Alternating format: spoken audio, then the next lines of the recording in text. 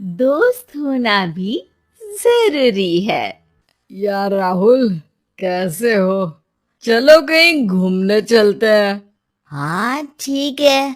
कहाँ चलेंगे? कहीं पहाड़ों पर? अच्छा आइडिया है। ठीक है, मैं बस की टिकट बुक करवा देता हूँ और अच्छा सा होटल भी देख लेता हूँ। ठीक है भाई, लेकिन जल्दी करो। लाइफ में इतना स्ट्रेस हो गया है कि कुछ दिन का रेस्ट तो बहुत जरूरी बन गया है।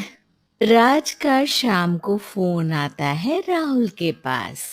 राहुल, मैंने टिकट बुक करवा दिया है। आज शाम की ही बस है। जल्दी से सामान पैक कर लो। ठीक है, सामान तो मैंने पहले ही पैक कर लिया है।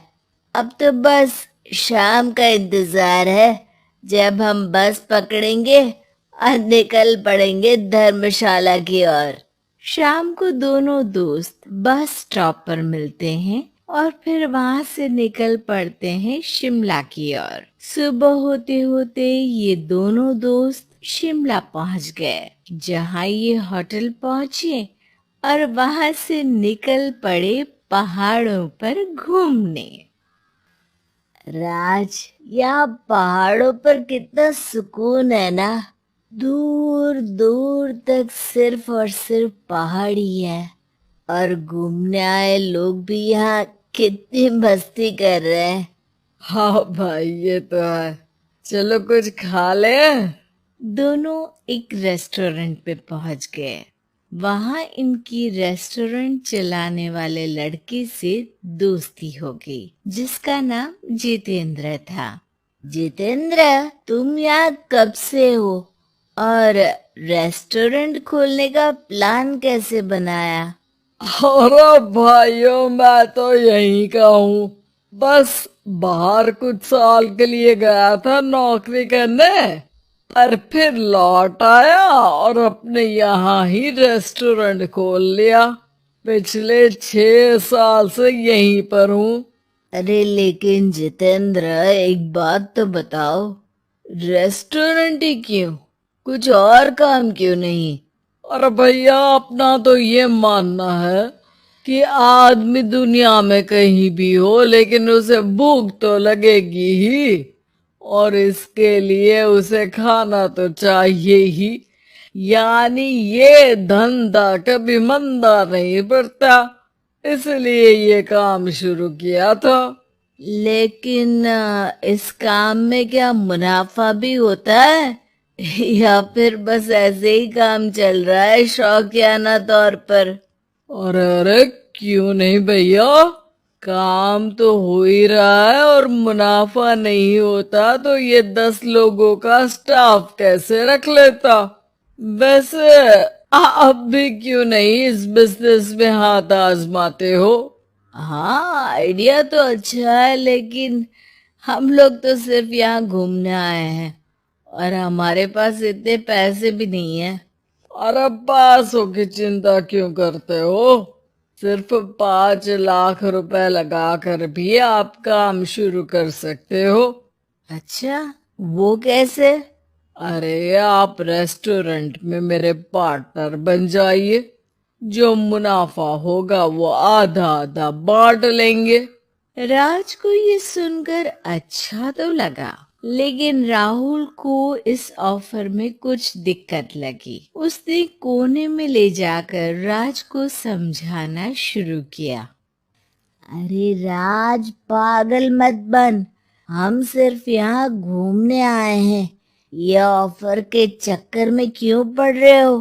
कुछ काम शुरू ही करना होगा तो दिल्ली में शुरू करेंगे, यहाँ शिमला में क्यों? अरे बेवकूफ, दिल्ली में 5 लाख रुपए में कौन सा काम शुरू करेंगे?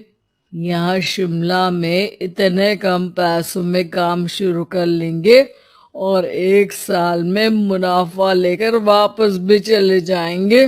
ओहो, अरे भाई, तुम्हें जो करना है करो, लेकिन मैं इस बिजनेस में तुम्हारा साथ नहीं दे सकता।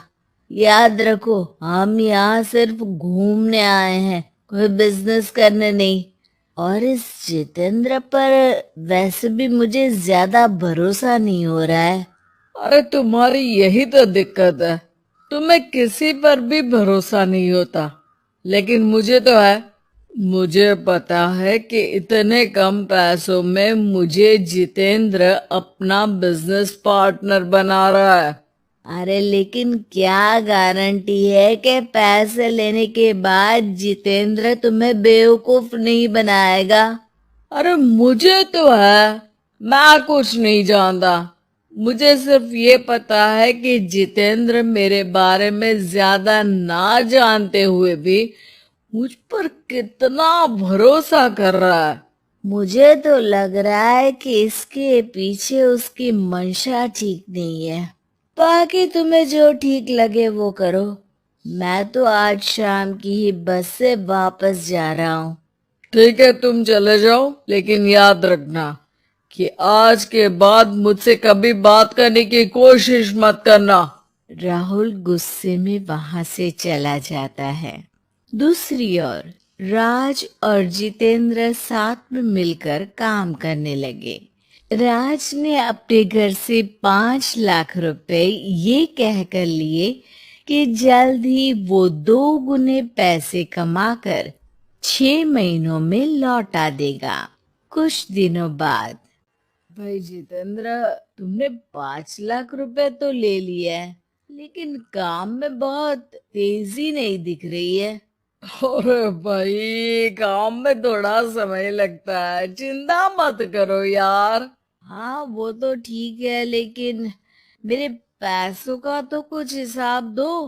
कहाँ लगा है तुमने? अरे बड़े आए पैसों का हिसाब मांगने वाले। वो तो शुक्र मनाओ कि इतने कम पैसों में मैंने तुम्हें काम पर रख लिया है। क्या कहा तुमने? मुझे काम पर रखा है? अरे मैं तो तुम्हारा बिजनेस पार्टनर हूँ। बड़ा आया पार्टनर बनने वाला। औकात देखिए अपनी, 5 लाख में रेस्टोरेंट खरीद लिया है क्या? ऐसा है तो मेरे पैसे वापस करो। मुझे तुम्हारे साथ काम नहीं करना है। अरे पैसे कैसे, वो सब तो काम में लग गए।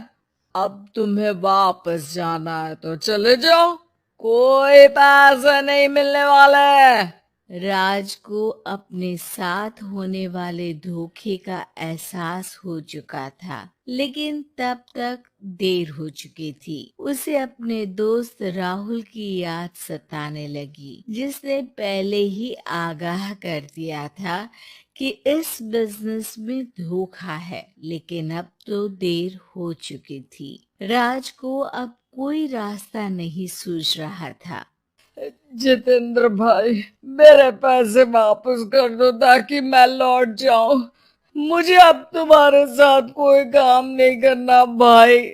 ये सुनते ही जितेंद्र अपने कुछ साथियों के साथ राज पर टूट पड़ा और उसकी जमकर पिटाई कर दी। राज बेहोश हो चुका था। जब उसने आंख खोली तो उसे अपने सामने पूरा परिवार, पुराना दोस्त राहुल भी दिखा। सभी को देखकर राज की आंख में आंसू आ गए। राहुल, मुझे माफ कर दो। अगर समय रहते मैं तुम्हारी बात मान लेता तो आज शायद ये दिन ना देखना पड़ता। अरे शुक्र मनाओ कि जान बच गई। वो तो भला हो एक आदमी का जिसने मुझे फोन कर दिया था, तभी तुम्हारी जान बच सकी। मुझे माफ कर दे दोस्त, तेरी सलाह ना मानकर मैंने बड़ी भूल की है। अरे अरे भाई, मेरे हाथ मत जोड़ो। बस ध्यान रखना कि अच्छा दोस्त आपको हमेशा अच्छी सलाह देता है, इसलिए दोस्तों की सलाह पर ध्यान देना चाहिए।